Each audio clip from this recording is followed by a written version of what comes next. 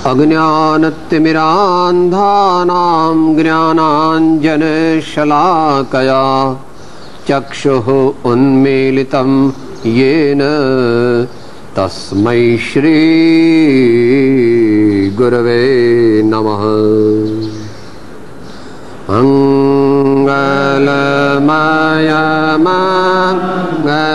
मंगलमयमंगलकरन् वीतरागविगन्यान्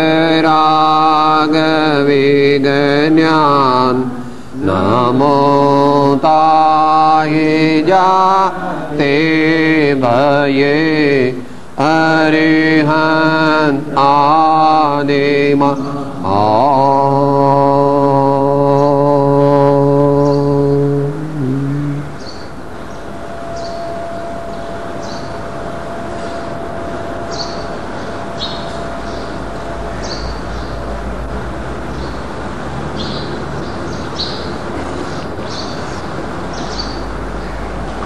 स्वाध्यायમાં પરમ અધ્યાત્મ શાસ્ત્ર શ્રી પ્રવચન સાર તેની વાચના વિચારણા આપણે કરી રહ્યા છીએ। તેમાં બીજો અધ્યાય અથવા બીજું પ્રજ્ઞાપન તેની 193મી ગાથા આપણે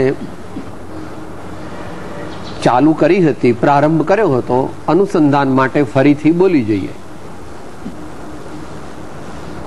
શ્રી પ્રવચન સાર ગાથા સંખ્યા 193, ગુજરાતી પદ્ય અનુવાદ।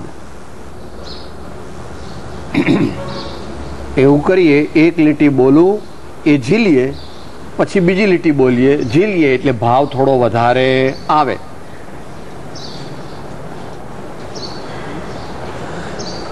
लक्ष्मी शरीर सुख दुख अथवा शत्रु मित्र जनो रे।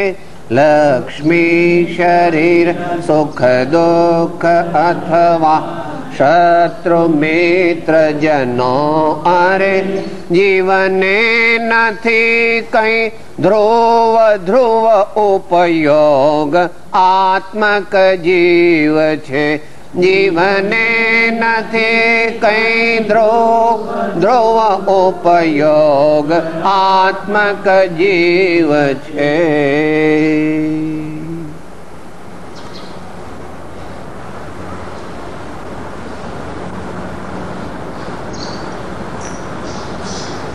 गद्य शब्दार्थ।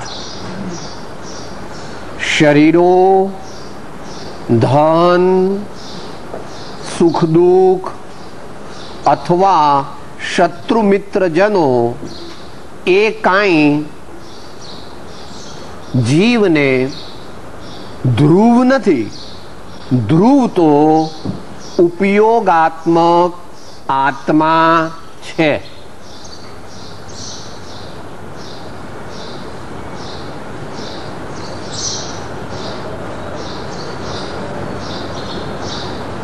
બે સિદ્ધાંત પ્રતિપાદિત કરે છે આમાં આચાર્ય ભગવાન। કોની વાત ચાલે છે? જીવ। આપણી વાત ચાલે છે। આપણે કોણ છીએ? આપણે કોણ છીએ? જીવ। અને અહીં સાધક જીવની વાત ચાલે છે। જીવ તો ઘણા છે, અહીંયા આચાર્યનું પ્રવચન સાંભળવા કોણ આવેલા છે? મોટા ભાગે તો મોટા મોટા મુનિજનો આવ્યા છે અને મોટા જ્ઞાનીજનો આવ્યા છે, પણ થોડાક પાછળ ઉત્તમ મુમુક્ષુઓ પણ બેઠા છે અને થોડી જનતા બેઠી છે। એ જનતા તો અમસ્તી આવી છે કુતૂહલથી કે આપણા ગુરુ મહારાજ આવ્યા છે એટલે જરા વંદન કરી આવીએ। એને કઈ અંદરમાં મારે કલ્યાણ કરવું છે આત્માનું એવી ભાવના જનતાને હોતી નથી। જેને આત્માનું કલ્યાણ કરવો છે એવો અંદરમાં ભાવ પાકો થાય એનું નામ આત્માર્થી કહેવામાં આવે। આપણે આપણી જાતને તપાસી લેવી। તો બે વાત કહે છે। એક વાત શું કહે છે? ડિટેલ પછી શરીર, ધન, સુખ દુઃખ અને શત્રુ મિત્ર આ બધું આત્માને માટે કાયમી નથી. આ બધું ભાડાનું છે. ભાડાના ઘરમાં જેમ દુનિયામાં ડાયો માણસ ઇન્વેસ્ટમેન્ટ કરતો નથી જ્યાં સુધી ભાડાનું હોય ત્યાં સુધી, એવી રીતે આ બધી વસ્તુઓમાં પોતાના શ્રદ્ધાને અને પોતાના ઉપયોગને એમાં બહુ રમાવવો નહીં. કારણ કે આ તો શું છે, 2 दिन की चांदनी और फिर अंधेरी रात. આ બધી વસ્તુઓ કેવી છે? 2 दिन की चांदनी और फिर अंधेरी रात. એટલે ખપ પૂરતું આપણે એનો ઉપયોગ કરીએ. અને છેલ્લું ચરણ છે ધ્રુવ ઉપયોગ આત્મક જીવ છે. હવે જરા આ વિચારવાનું છે.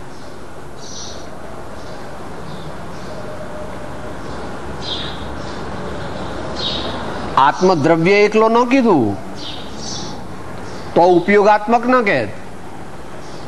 ઉપયોગ જેનો આત્મા છે, ઉપયોગ એટલે આત્માની જ્ઞાન દર્શન ગુણની મુખ્યતાથી સમયે સમયે થતી નવી નવી અવસ્થા. આત્મા એટલે આપણે એમને આમ બેસી રહો તો વિચાર આવે છે કે નથી આવતા? કે સાહેબ આવ્યા જ કરે. કે એવું કરો ને કે નો આવે, કે સાહેબ કરીએ ગમે એટલું કરીએ નહીં, કંઈક ના કંઈક તો વિચાર આવે જ. ઘરના ને બહારના ને કામના ને છોકરાના ને ખાવાના ને પીવાના ને સગાવાલાના ને ભગવાનના ને ધર્મ કરવાના, પણ વિચાર તો આવે જ ને. તો અહીંયા શું લીધું છે? પ્રમાણની મુખ્યતાથી વાત. ઉપયોગાત્મક જીવ એટલે દ્રવ્ય મારું જે આત્માનું શુદ્ધ ચૈતન્ય સ્વરૂપ, એના ગુણો, જ્ઞાન દર્શન આનંદ આદિ અને એની અવસ્થા ઉપયોગાત્મક નવો નવો વિચાર આવ્યા કરે છે.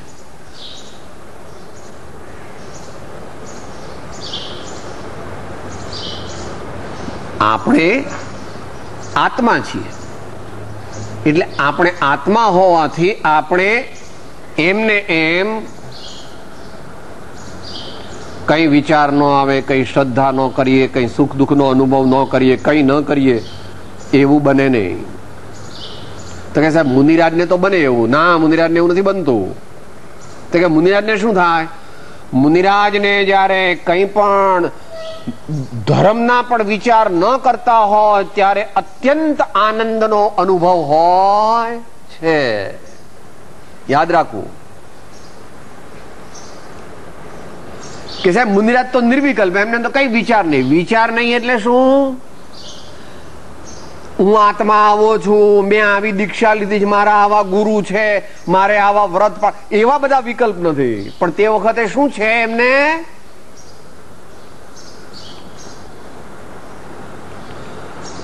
વાણીમાં ન આવી શકે, વાણીથી અગોચર એવો અતિન્દ્રિય આનંદ તેનો તેવો અનુભવ કરે છે.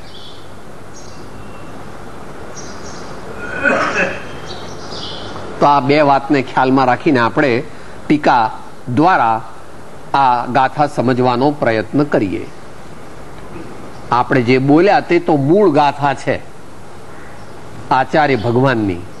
આપણી શક્તિ, બુદ્ધિ, બળ, આયુષ્ય ઓછા છે એટલે એ ગાથાનો અર્થ શ્રીમાન ટીકાકાર આચાર્ય મહારાજ આપણને સમજાવે છે. વાંચીએ ગુજરાતી. આત્માને જે પરદ્રવ્યથી અભિન્ન હોવાને લીધે અને પરદ્રવ્ય વડે ઉપરક્ત થતા સ્વધર્મથી ભિન્ન હોવાને લીધે અશુદ્ધપણાનું કારણ છે એવું આત્મા સિવાયનું બીજું કંઈ પણ ધ્રુવ નથી. કારણ કે તે અસત અને હેતુવાળું હોવાને લીધે આદિઅંત વાળું અને પરતઃ સિદ્ધ છે. ધ્રુવ તો ઉપયોગાત્મક શુદ્ધ આત્મા જ છે. આચાર્ય મહારાજ મોટા માણસ છે, ભલે અત્યારે આપણને એમની ઓળખાણ નથી, અત્યારે આપણે આચાર્યને ઓળખતા નથી.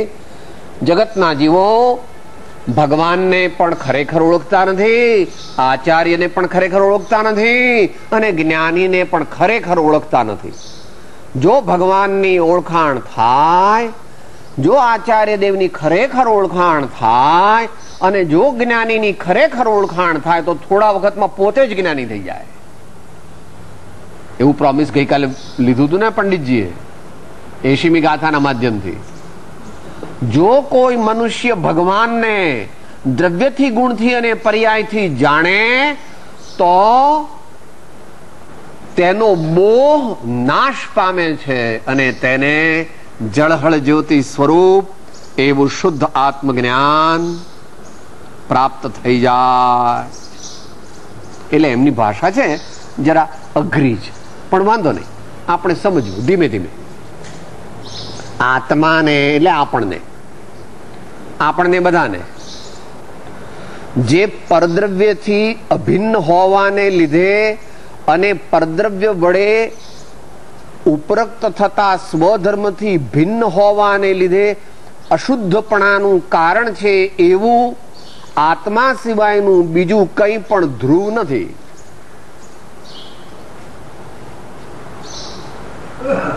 ઉપર જે 4 વસ્તુઓ કીધી તે મૂળ ગાથામાં જુઓ, આગળ એક એક વાત સમજાવશે. લક્ષ્મી, શરીર, શત્રુ, મિત્ર અને સુખ દુઃખ, આ 4 કેવા છે આત્મા માટે? આવે છે ને જાય છે, આવે છે ને જાય છે, એની સાથે રહેતા નથી. આત્માની સાથે ધન રહેતું નથી. રે શું બોલો છો?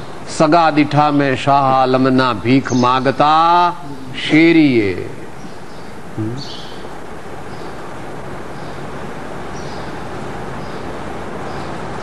અહીંયા તો તત્વ દ્રષ્ટિથી સમજાવે છે. આત્મા એ જુદી વસ્તુ છે ને ધન એ જુદી વસ્તુ છે. બે દ્રવ્ય કોઈ સંજોગોમાં એક થઈ જાય નહીં. કોઈ મનુષ્ય પૈસાનો ગમે તેટલો જાપ જપે પણ પૈસો એનો થાય નહીં ને એ પૈસાનો થાય નહીં. પણ મમતા આસક્તિથી એ મમતા રૂપી વિકારનો અનુભવ કરે. મમતા એ વિકાર છે કે નહીં ભાઈ? મમતા એટલે મમત્વ, મમત્વ એટલે રાગ, રાગ એટલે આગ. એમ કીધું તું ને, રાગ એટલે આગ. સમજવું, ડરવું નહીં. સાહેબ મારો છોકરો મને બહુ ગમે, તો છોકરો ગમાડવાનો નહીં, છોકરો છે બસ. છોકરાની સેવા કરવી પડે, એને જમાડવો પડે, નવડાવવો પડે, એની સેવા કરવી પડે જ્યાં સુધી આપણે સંબંધ છે ત્યાં સુધી. પણ મારો છે છોકરો, એટલે છોકરો તો દૂર રાખ્યો. આ તો મોટા માણસોને ઉપદેશ આપે. શરીર,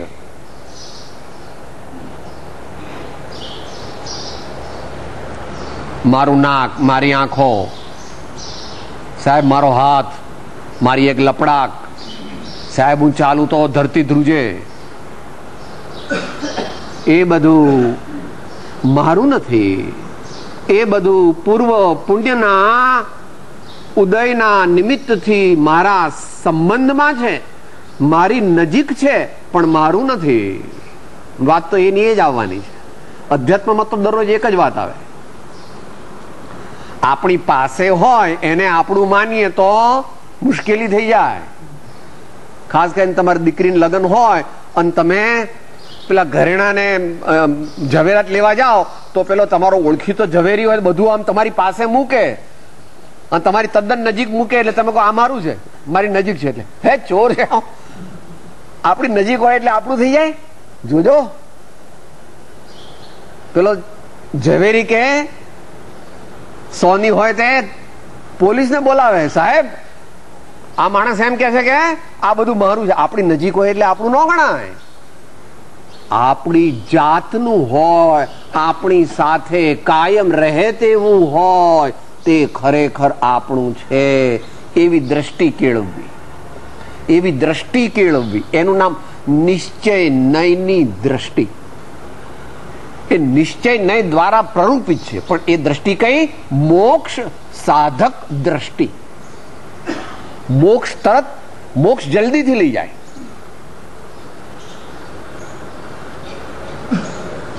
આ બધું મારું છે એમ માને તો સંસાર પરિભ્રમણ કરે, દુખી થાય. આ કઈ મારું નથી, એ તો પુણ્યના ઉદયથી આવ્યું છે, તેમાં મારે સંભાવ છે. એમ જો અંતરમાં વિચાર કરે, વિચાર માત્ર નહીં, અંદરમાં શ્રદ્ધા કરે, અને શ્રદ્ધા માત્ર નહીં, પ્રયોગ પણ કરે. કે સાહેબ પ્રયોગ કેવી રીતે કરવાનો? દીકરાથી, બંગલાથી, પૈસાથી, મોટરથી, ટેલિફોન, રેફ્રિજરેટરથી થોડા દિવસ દૂર રહેવું, એનું નામ પ્રયોગ. મન તો મારા જ બેડરૂમમાં ઊંઘ આવે તો કે ન હાલે, આગળની સાધના ન થઈ શકે. કે સાહેબ મન તો મારો બેડરૂમ હોય ને તો જ મને ઊંઘ આવે, બીજે ક્યાંય મને ઊંઘ ન આવે તો કે પછી આગળની સાધના ન થઈ શકે. જેમ છે તેમ રહેવા દો. હા, અપરિચય. ચારે વસ્તુ એ આગળ સમજાવશે આચાર્ય દેવ કદાચ. કેવું છે? પરદ્રવ્યથી અભિન્ન હોવાને લીધે અને પરદ્રવ્ય વડે ઉપરોક્ત થતા સ્વધર્મથી ભિન્ન હોવાને લીધે, એટલે આ બધું કેવું છે?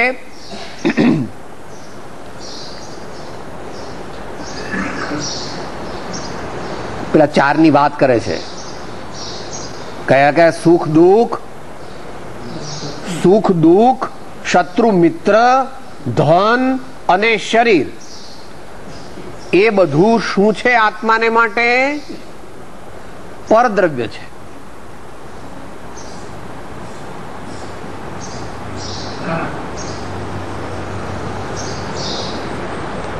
નીચે જો વધારે સમજાવ્યું હોય તો નીચે લખ્યું છે ફૂટનોટમાં, એક ઉપરોક્ત મલિન વિકારી પર ઉપજાવે છે, માટે આત્માના સ્વભાવથી જુદું છે એવો ભાવ, એટલે આત્માથી એ બધા જુદા છે એમ કહેવા માંગે છે. સહેજ જરા કસીએ બુદ્ધિને. પહેલા બે તે પરદ્રવ્યો છે અને પાછળના બે એ પર ભાવો છે. ફરીથી, શરીર અને ધન એ શું છે? વસ્તુ છે, વસ્તુ છે. અને સુખ દુઃખ આત્માના ભાવ છે. સુખ દુઃખ એ શું છે? ભાઈ તમારે થોડું વેચાતું સુખ મળે કે અડધો કિલો સુખ લઈ આવો ને, પણ શરીર મળે વેચાતું કોઈ અપેક્ષાએ. કે કેવી રીતે સાહેબ? ભાઈ કિડની ટ્રાન્સપ્લાન્ટ કરવી હોય તો કિડની મળે છે. આંખમાં કોઈને પેલું રેટાઇનાનો પ્રોબ્લેમ થયો હોય અથવા તો આઈ બેંકમાંથી આંખ મળી શકે, લોહી બ્લડ બેંકમાંથી લોહી મળી શકે, પણ કોઈ સાહેબ એમ કરો મને અડધો કિલો સુખ આપો. અડધો કિલો સુખ ક્યાંય મળે છે? मांगने वाला भी दीवाना और देने वाला भी दीवाना. એવી રીતે શત્રુતા અને મિત્રતા, શત્રુતા અને મિત્રતાનો ભાવ જે છે એ સાચો નથી, કલ્પિત છે. સાહેબ આ બધા મારા દુશ્મન છે. અરે પ્રભુ, એ બધા અનંતવાર આપણા બાપ પણ થઈ ગયા, આપણી માં પણ થઈ ગયા. આ થોડી શાસ્ત્રીય વાત છે પણ સત્ય છે. દરેક જીવે દરેક અન્ય જીવ સાથે દરેક જાતના સંબંધોમાં આવ્યો છે. પાંચ પરાવર્તન બોલો છો ને ભાઈ? દ્રવ્ય, ક્ષેત્ર, કાળ, ભવ અને ભાવ.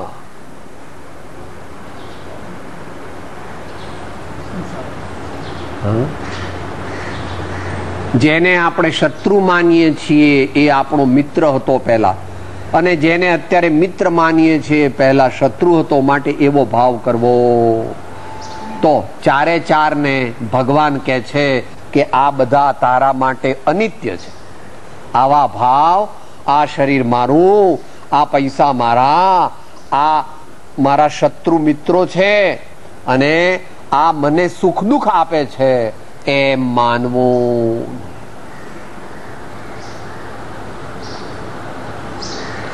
આમ તત્વદ્રષ્ટિથી તો સહેલું છે, સમજવામાં કઈ બહુ તકલીફ નથી, પણ ભગવાનની વાત સાચી છે, માનવામાં તકલીફ છે. કાલપદ બોલ્યા હતા ને ભાઈ, સુખ દુઃખ મન માન આણીએ, ઘટ સાથે રે ઘડિયા, ટાળ્યા તે કોઈ ના નવ ટળે, રઘુનાથ ના જડિયા. સુખ દુઃખ મનમાં ન આણીએ, સુખ દુઃખ મનમાં આણીએ. સુખ દુઃખ તો આવવાના જ. કે સાહેબ મોટા માણસો ને આવે કે મોટા માણસો ને આવે? ભગવાન રામ લો તો દુનિયાની દ્રષ્ટિએ દુઃખ આવ્યું.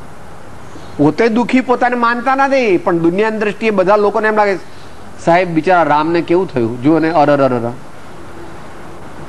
સીતા માતાને કેટલું બધું દુઃખ, પાંડવોને કેવું દુઃખ. કદાચ તમે આ બધું ન માનો તો કઈ વાંધો નહીં.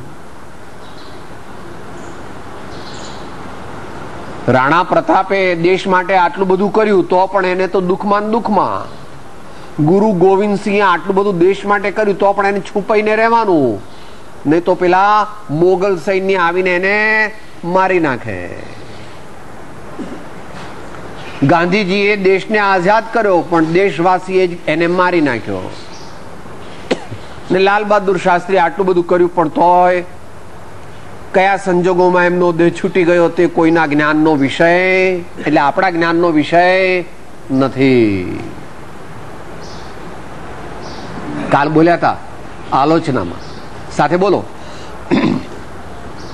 જ્ઞાની કે અજ્ઞાની જન, સુખ દુઃખ રહિત ન કોઈ. જ્ઞાની વેદે ધૈર્યથી, અજ્ઞાની વેદે રો.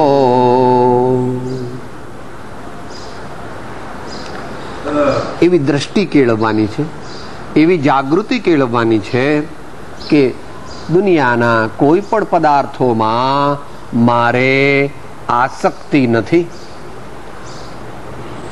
એનો ઉપયોગ કરવો પડે છે એટલે સંબંધ છે, પણ એ સંબંધ જે છે તે સામાન્ય સંબંધ છે, એને સ્વસ્વામી સંબંધ નથી. એ ધીમે ધીમે આગળ આવશે. હું શરીરનો સ્વામી અને શરીર તે મારી માલિકીની વસ્તુ, તો એવી વ્યવસ્થા નથી, એવી વ્યવસ્થા નથી. જરા મુશ્કેલ તો લાગે છે પણ વાંધો નહીં, આચાર્ય કહે છે અત્યારે માનવું, વિચારવું. આમ તો યુક્તિથી પણ પુરવાર તો થઈ જાય છે, અનુભવથી પણ. આપણે એકે ધોળો વાળ નહોતો જોઈતો અને બધા વાળ ધોળા થઈ ગયા. કેમ થયા?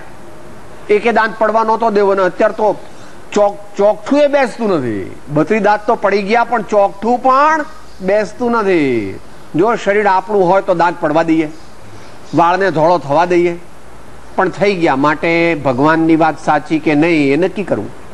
તારો પ્રત્યક્ષ અનુભવ શું છે? ભલે શાસ્ત્રને ન માન, પણ ભગવાન કહે છે એ વાત તારા અનુભવથી સાચી છે કે નહીં એમ નક્કી કર. આગળ કહે છે,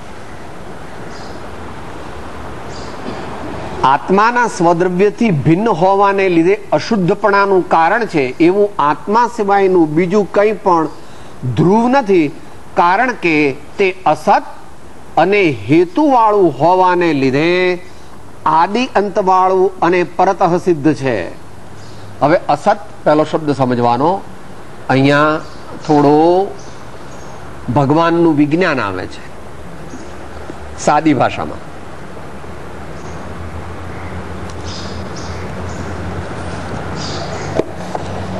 આ લાલ ચોપડી છે અને આ વાદળી ચોપડી છે, બંને શાસ્ત્ર છે. આ લાલ ચોપડી છે અને આ વાદળી ચોપડી છે, બંને જુદા છે.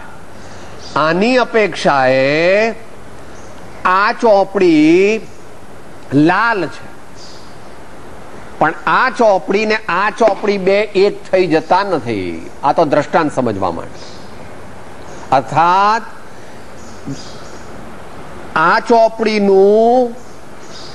ચોપડીનું અસ્તિત્વ અલગ છે, એના પરમાણુ અલગ છે, એનો રંગ આદિ અલગ છે. આ ચોપડીના પરમાણુ અલગ છે, એનો રંગ આદિ અલગ છે, એનું બાઇન્ડિંગ આદિ અલગ છે. આ તો દ્રષ્ટાંત સમજવા માટે. આના પરથી ભગવાન આપણને એક સિદ્ધાંત બતાવે છે.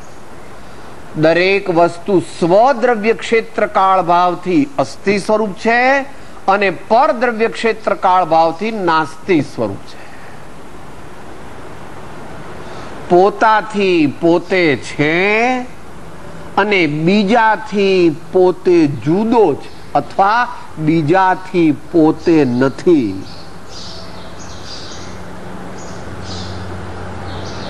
અત્યારે એ સિદ્ધાંતમાં નહીં જઈએ. આવું વસ્તુનું સ્વરૂપ છે, તો જ આત્માનો મોક્ષ થઈ શકે, નહીં તો આત્માનો મોક્ષ ન થઈ શકે. કે સાહેબ આ બધા મને રજા આપે ને ઘરના લોકો, પછી હું ધર્મ કરું અને પછી હું મારું કલ્યાણ. તું સ્વતંત્ર છો, ઘરના લોકો સ્વતંત્ર છે એટલું જ નહીં, આ શરીર પણ સ્વતંત્ર છે. તું એમ કહીશ કે હું ધર્મ કરવો છે પણ આને લકવો થઈ જશે, તો કે સાહેબ હવે આ લકવો મટે તો ધર્મ થાય, એવું નથી. એ વાત બરાબર છે કે શરીર તે બાહ્ય સાધન છે, પરંતુ એ આપણા અધિકારની વાત નથી. માટે આજથી જ ધર્મ કરવો ચાલુ કરી દેવો. આ લોકો મને રજા આપશે ત્યારે ધર્મ કરીશ એવું વિચારવું નહીં. કારણ કે ધર્મ આપણે કરીએ, નિશ્ચય ધર્મ, એ તો એ લોકોને ખબર ન પડે. આપણે આમ આંખ બંધ કરીને બેસીએ ને એટલે દીકરા અને એ બધા લોકો કે આ બાપાનું ઊંઘ નથી આવી ને રાતના, એટલે આમ બેઠા બેઠા ઊંઘે છે. આપણે ભગવાન નામ લઈએ ને એટલે દુનિયાના લોકો શું કે બાપાને રાતના ઊંઘ નથી આવી લાગતી એટલે બેઠા બેઠા. દુનિયા તો એવું જ કહેવાની. જેને વધારે ધર્મ કરવો હોય તેને તો ત્યાગ માર્ગ અપનાવવો જોઈએ. જેણે વધારે ધર્મ કરવો હોય તેણે ત્યાગ માર્ગ અપનાવવો જોઈએ. કે કેમ? એમ એનો ક્રમ છે, એનો ક્રમ છે. એટલા માટે તો અપૂર્વ અવસર આવ્યો. સર્વ સંબંધનું બંધન તીક્ષ્ણ છેદીને વિચર શું કવ મહત પુરુષને પંથ. અને બે ધડકપણે ભગવાન વગેરે કર્યું એવું. આમણે પણ કર્યું, 9-10 વર્ષના હતા, એમણે પણ કર્યું. સિઝન ચાલતી હોય ત્યારે ઈડર જઈને બેસે. લો, કમાવાની સિઝન હોય ત્યારે કાવીઠા જાય, વડવા જાય, 1.5 મહિના. કઈ છે વેપલો કરતા આવડતો? બધા શું કે અમને વેપલો કરતા આવડતો. હું તો 1 કલાક, હું તો અત્યારે આખો દિવસ 11 વાગ્યા સુધી રાતના દુકાને બેસું છું ને, દિવસે દુકાને બેસું છું, રાતના હિસાબ કરું છું. પાછો હિસાબ રાતના પૂરો થાય એટલે પાછો 6 વાગે ઉઠીને દુકાન બેસું છું. 24 કલાક સિઝનમાં કમાઈ લેવાનું.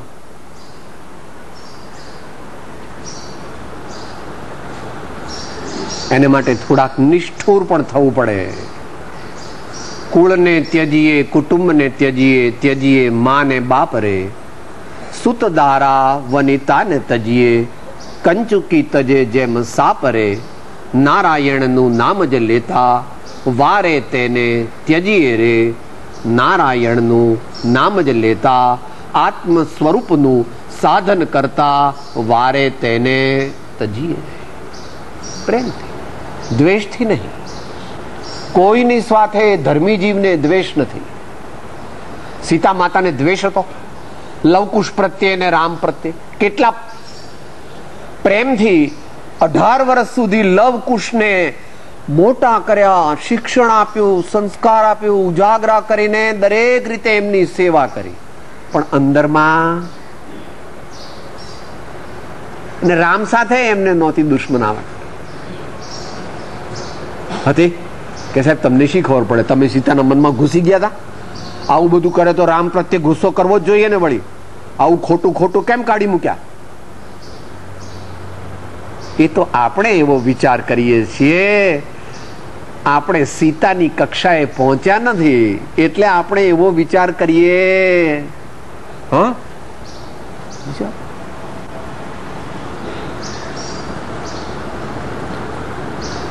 પોતાને વ્યવહાર અન્યાયથી કાઢી મૂકનાર પતિનું પણ હિત ઈચ્છે છે અને એમ સંદેશો મોકલે છે કે જાઓ આર્યપુત્રને કહેજો કે ભલે સીતાને છોડી દીધી સંકટના સમયને લીધે, પણ સંકટનો સમય આવે તો પણ તમે ધર્મ છોડતા નહીં.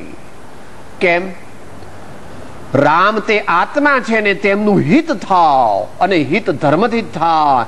માટે વ્યક્તિગત રાગને લીધે નહીં પણ એક ધર્માત્માને બીજા ધર્માત્મા પ્રત્યે એવો ભાવ હોય છે કે એનું પણ કલ્યાણ થાય. એટલે એવું ન કીધું કે સારું તારે દર મહિને મારા માટે આટલો લોટ મોકલજો, દર મહિને મારા માટે આવી 2 સાડી મોકલજો, એવો મેસેજ આપ્યો? આ મોકલ્યો તો મોકલત, રામ તો બધું મોકલત, એવો કઈ મેસેજ ના મોકલ્યો. માટે આપણે સીતાના હૃદય સુધી, એમના મહાજ્ઞાનીપણા સુધી પહોંચવાની યોગ્યતા નથી એટલે આપણે બીજું વિચારીએ. માટે કહે છે કે આ બધી વસ્તુઓ જે છે એ અસત છે. આ ચોપડીની અપેક્ષાએ આ ચોપડી નથી અને આ ચોપડીની અપેક્ષાએ આ ચોપડી નથી, એમ ભગવાનનો એક સિદ્ધાંત છે. અત્યારે એ સમજાવી ન શકાય. સ્વદ્રવ્ય ક્ષેત્ર કાળ ભાવથી અસ્થિ સ્વરૂપ અને પરદ્રવ્ય ક્ષેત્ર કાળ ભાવથી નાસ્તિ સ્વરૂપ. આમ સ્યાદવાદનો સિદ્ધાંત સર્વ આર્ય દર્શનોએ માન્ય કર્યો છે, પરંતુ અન્ય દર્શનકારોએ એને એકાંતે ખતવી દીધો. એટલે શું કીધું? બ્રહ્મ સત્યમ જગન મિથ્યા જીવો બ્રહ્મૈવ નાપરઃ. હા, એક બ્રહ્મ જ સત્ય છે અને બીજું બધું મિથ્યા છે, એમ કહી દીધું. તો ભગવાને એ કીધું, પણ ભગવાને કીધું આની અપેક્ષાએ આ અસત છે, આની અપેક્ષાએ આ અસત છે. એટલે અહીંયા લગાડવાનું છે આપણે આપણા જીવનમાં. પહેલો અસત શબ્દ સમજ્યા અને હેતુ વાળું હોવાને લીધે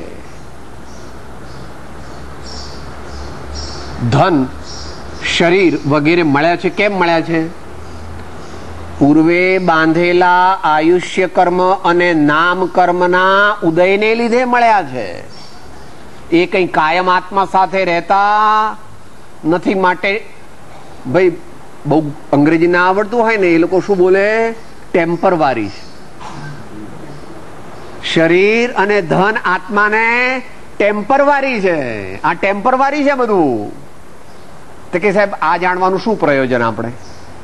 તો કે એના પ્રત્યે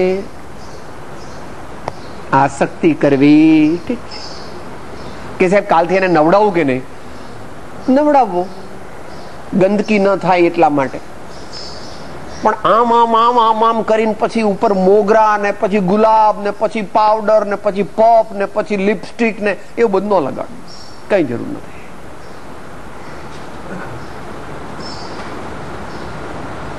કે સાહેબ તમે કહો છો ને ધન, તો હવે હું કાલથી નોકરીએ નહીં જાઉં, કાલથી હવે દુકાને નહીં જાઉં. તમે ના કહો છો ને ભાઈ, એવી તારી દશા હોય તો તું મહાપુરુષ છો, અમે તને વંદન કરીએ છીએ.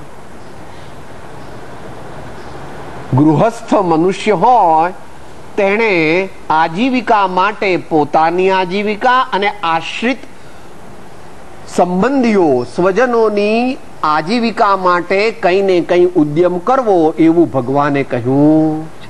માટે દુકાને જવું પડે અથવા નોકરી કરવી પડે, ખેતી કરવી પડે, ડાક્ટરી, વકીલાત કે ચાર્ટર્ડ એકાઉન્ટન્ટ પણ કરવું પડે, પણ એ જીવનનું ધ્યેય નથી. એ તો જીવન નિભાવવાનું સાધન છે અને એમાં તન્મય થઈને ન કરવું.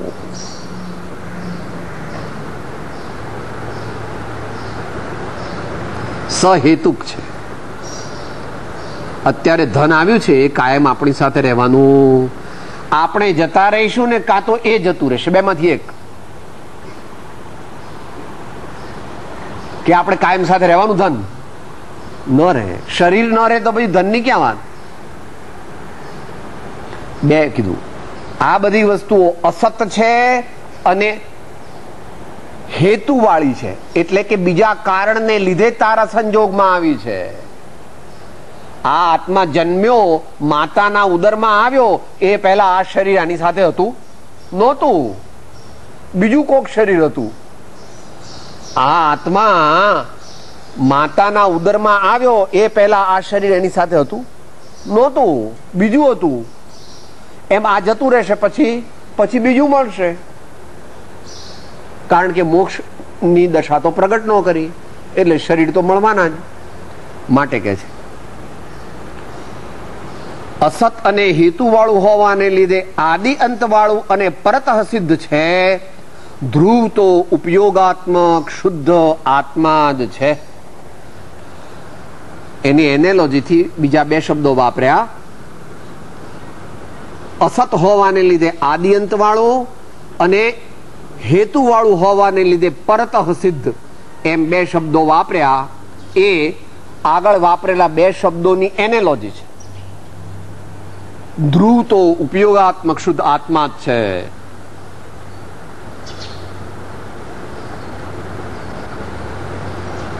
આત્મસિદ્ધિને યાદ કરો. આત્મા તો એનો એ છે, અને એની સાથે આવતી વસ્તુઓ, સંબંધમાં આવતી વસ્તુઓ બદલાય છે સાથે. આત્મા દ્રવ્ય નિત્ય છે, પર્યાયે પલટાય. બાળાદેવય ત્રણ્યનો જ્ઞાન એકને થાય.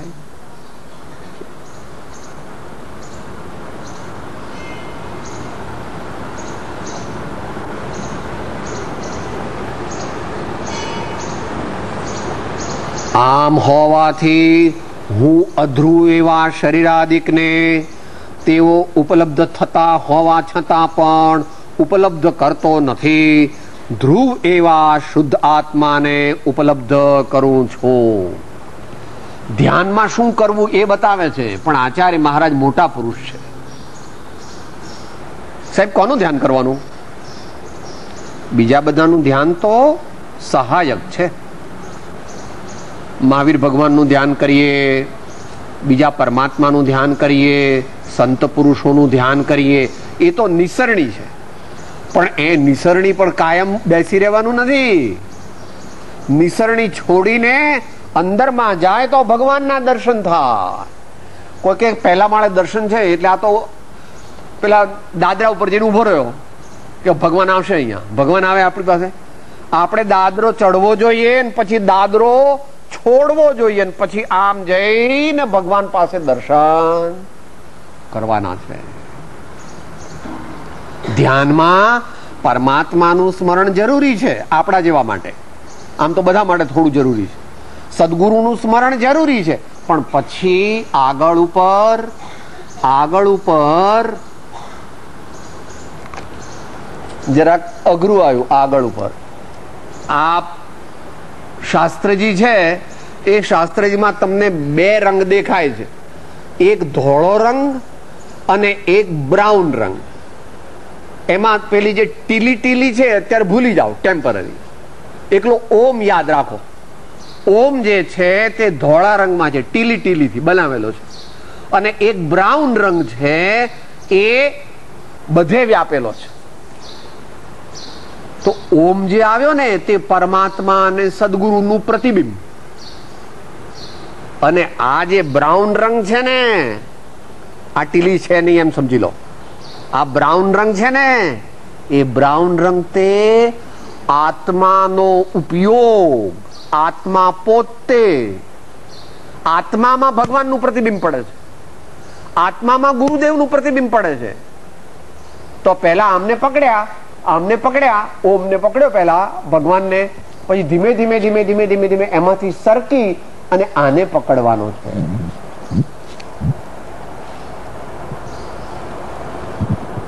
એને પકડવો કેવી રીતે?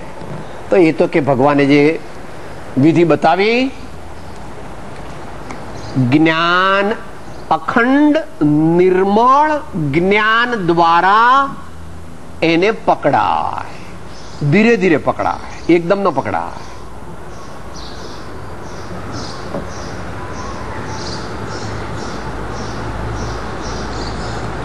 કેવી રીતે? દ્રષ્ટાંતથી સમજીએ.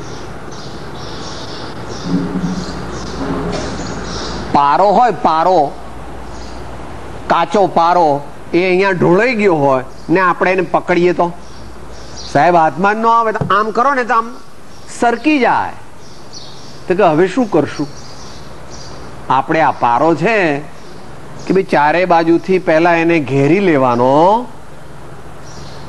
અને ધીમે ધીમે ધીમે ધીમે ધીમે ધીમે એને ભેગો કરવાનો અને ભેગો કરીને એને એની ભસ્મ બનાવવાની અને ભસ્મ બને પારાની પછી એ આપણા હાથમાં લઈ શકાય. આપણા હાથમાં શું? એને આપણે દવા તરીકે વાપરીએ તો પણ એ આપણને ઘણો આરોગ્યપ્રદ બને. પણ કાચો પારો ખાય અને વધારે ખાય તો ભગવાનને ઘેર જતો રહે. પણ થોડો થોડો પારાની કે સોનાની ભસ્મ ખાય, ચરી પાળે તો આરોગ્ય વધે, તબિયત સારી થાય. સાહેબ એની એ વસ્તુ હતી ને. હા, એની એ વસ્તુ હતી. આમાંથી આમાં સરકવાનું છે.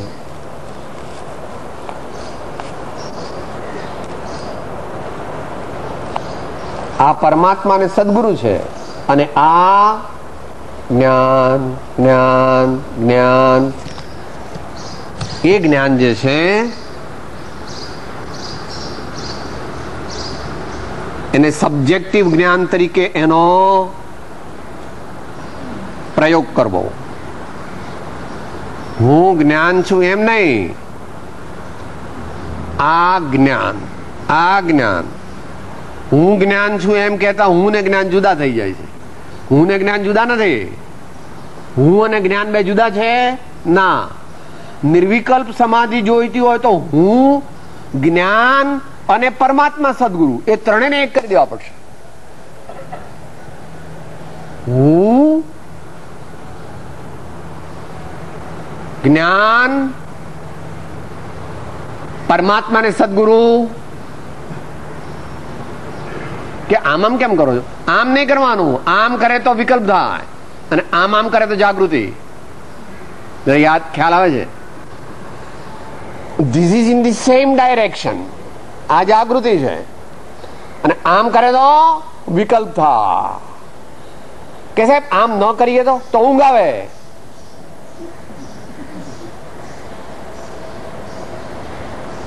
પ્રમાદ થાય.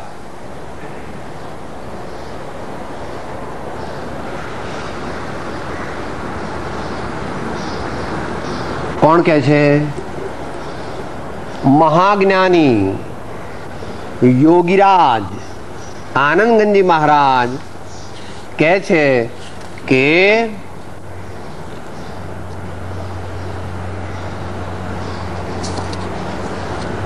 આમાંથી આમાં સરકી જાઓ, આમાંથી આમાં આવી જાઓ, આમાંથી આમાં આવી જાઓ અને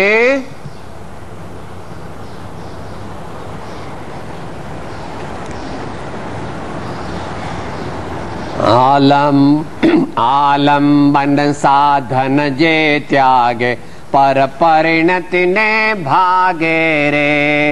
આલંબન સાધન જે ત્યાગે પર પરિણતિ ને ભાગે તો શું થાય? અક્ષય દર્શન જ્ઞાન વૈરાગે આનંદ ઘન પ્રભુ જાગે રે. અક્ષય દર્શન જ્ઞાન વૈરાગ આનંદ ઘન પ્રભુ જાગે રે. અક્ષય દર્શન જ્ઞાન વૈરાગ આનંદ ઘન પ્રભુ જાગે રે. અક્ષય દર્શન જ્ઞાન વૈરાગ આનંદ ઘન પ્રભુ જાગે રે. એ પ્રમાણે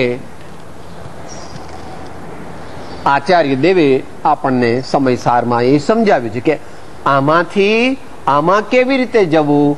તો કે પેલા આ બ્રાઉન રંગ જુદો અને ધોળો રંગ જુદો. બ્રાઉન રંગ તે સ્વદ્રવ્ય અને ધોળો રંગ તે પરદ્રવ્યના નિમિત્તથી ઉપજેલો શુભ ભાવ. એમ બેને જુદા જાણી અને પ્રજ્ઞાથી જેમ જુદો કર્યો તેમ ગ્રહણ પણ પ્રજ્ઞા વડે. પ્રજ્ઞાથી જેમ જુદો કર્યો આ શુભ ભાવ છે, આ શુભ ભાવ છે, આ શુભ ભાવ છે. જે જ્ઞાને એમ નક્કી કર્યું કે આ શુભ ભાવ છે એ જ્ઞાન દ્વારા જ પોતાના જ્ઞાન સ્વભાવને પકડવાનો ઉદ્યમ કરવો. એમ પ્રભુ તો પ્રવચનસાર છે, સાક્ષાત સર્વજ્ઞ ભગવાનના લેક્ચરની નોટ્સ. આપણી શક્તિ નથી સમજવાની, આપણે ભક્તિ રૂપે અત્યારે એનો સ્વાધ્યાય કરીએ છીએ, ભાવના રૂપે કરીએ છીએ. મોટા મોટા મુનિજન એને આત્મસાત કરી શકે છે, પણ આપણે પણ ભાવના પ્રમાણે કરી શકીએ છીએ. કોઈ લોકો 100 રૂપિયાનું દાન આપે તો કોઈ 1 રૂપિયાનું દાન આપે, વાંધો નહીં. કેટલું દાન આપ્યું એની કઈ અગત્ય નથી. ભાવ કેવા છે, ભાવ કેવા છે. જેના ભાવ સાચા તેની ગતિ ઉત્તમ. અને બહારમાં ગમે તેવો મોટો દેખાતો હોય ને બહુ કરતો હોય પણ અંદરમાં ભાવમાં ગડબડ હોય તો ભગવાન કહે છે કે તારું કામ મોક્ષ માર્ગમાં છે, અલૌકિક માર્ગ છે. આ દુનિયાના લોકોને માટે ને દુનિયાની રીતથી આ સિદ્ધ થતો નથી. જગત ભગતની દિશા જુદી છે. અંતમાં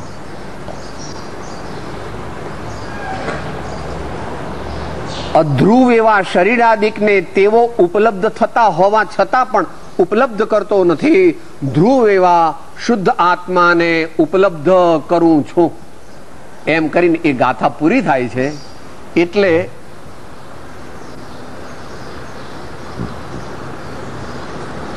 ટીકાકાર આચાર્ય મહારાજ વિલાસપુરના રાજા હતા. આ મધ્યપ્રદેશના પૂર્વ ભાગમાં રાયપુર નામનું ગામ બહુ પ્રસિદ્ધ છે, એની પાસે વિલાસપુર છે. ત્યાંના રાજા હતા ઠક્કુર અમૃતચંદ્ર દેવ. એ ઇનડાયરેક્ટલી જો એમનો ઇતિહાસ જાણીએ તો એમ કે છે અબજો રૂપિયા મારા રાજ્યમાં હતા. મારું શરીર એવું હતું કે મોટા મોટા રાજાઓ પણ એને જોઈને ધ્રુજી જતા. તલવારનો એક ઘા મારો તો હાથીની સૂંઢ જુદી થઈ જાય. પણ એવું શરીર, એવું ધન, એવું રાજ્ય અને એવા સ્વજન મિત્રો એ શાશ્વત નથી એમ જાણીને હું ભગવાનના માર્ગે ચાલું છું અને એક આત્મા સિવાય કોઈને મારો માનતો નથી. ઉપલક્ષ્યથી આપણા માટે પરમાત્મા અને સદગુરુ જેમણે એવી ઉત્તમ પદવી પ્રાપ્ત કરી છે તે પણ અત્યારે આપણા છે, ખપ પૂરતા. પછી આગળ ઉપર આપણે કે સાહેબ હું તો એકલું આત્માનું ધ્યાન કરું. આપણે એકલા આત્માનું ધ્યાન કરવાની શક્તિ વાળા નથી, પરંતુ સમજવાનું અને શ્રદ્ધવાનું આ છે. અને છેવટે એમનું ધ્યાન પણ છોડી અને આત્માના ધ્યાનમાં લીન થવાનું. તો આ પ્રમાણે ધીમે ધીમે આપણે પ્રોગ્રેસ કરીએ, શ્રદ્ધા કરીએ, ભાવના કરીએ, પ્રાર્થના કરીએ. જે સત્ય સમજ્યા તેનો પ્રયોગ કરીએ તો થોડા વખતમાં આપણને પણ મહાન ધર્મદશા પ્રગટશે અને આપણા સર્વનું કલ્યાણ. અત્યારે ત્યાં વિશ્રાંતિ કરીએ. દેહ છતાં જેની દશા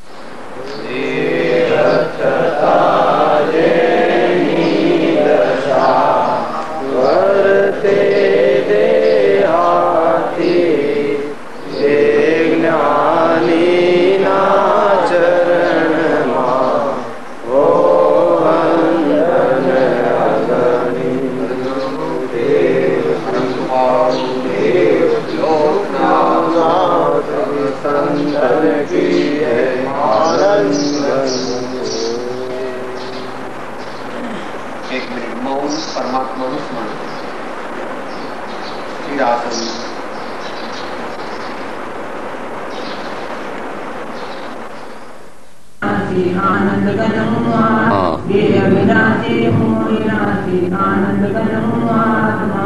देह विनाशी हूँ अविनाशी आनंद घन हूँ आत्मा।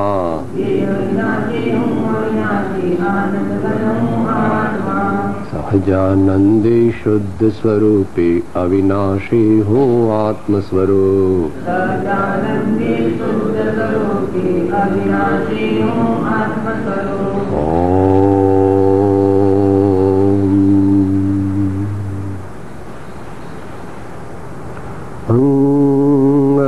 मंगलमय मंगलकरण वीतराग विज्ञान नमो ताहि जाते भये अरिहंत आदेम